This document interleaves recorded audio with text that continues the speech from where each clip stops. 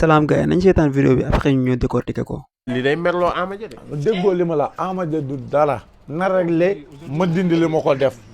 réglé wul ma bàyyi ko mu naan xam nga ni ngay mel ni yow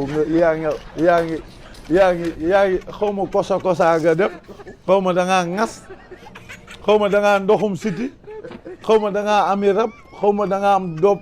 am doppooral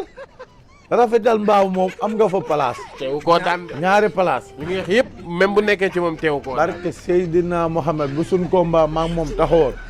man dama dul morom mais bu suñ combat maa ngi moom taxawoon damay orienté bopp bi natt ko bu ma ko dóoree bu fekkee du naaw yàlla bu ma teg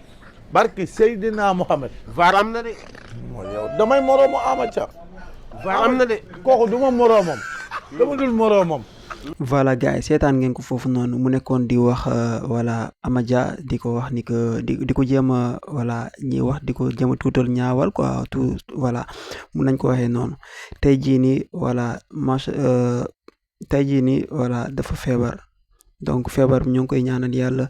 voilà mu tane ak jàmm mu wér ak jàmm boy gars yi c'est pour wax leen ni que rek àdduna ak lu munta xew dund bu sootewul voilà lu ne mun na fa xew. donc voilà nit ki tey jii nii da nga ko war a yéene lu baax ngay wax lu baax si moom parce que àdduna kenn xamul quoi àdduna bii nii ñun ñëpp voilà quoi on dirait ñun ñëpp si ne lañ toog quoi tey jii nii nit ki voilà même su doon ay kaf la quoi man jàpp naa ne sax kaf la ko doon def quoi jàpp naa ne kaf la quoi wax ji kaf la mais même kaf tamit sooy kaf tamit nga xam li ngay kafe parce que du n'importe qui la ñuy kafe du lu ne la ñuy kafe tamit du n'importe quoi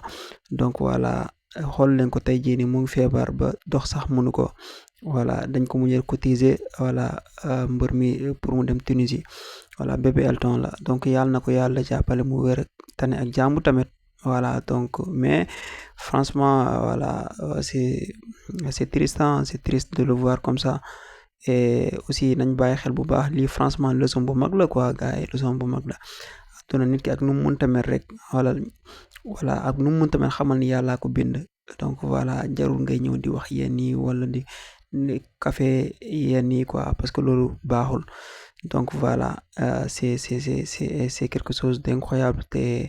voilà daal fii daal yàlla moo fi ne donc nañ ko ñaanal rek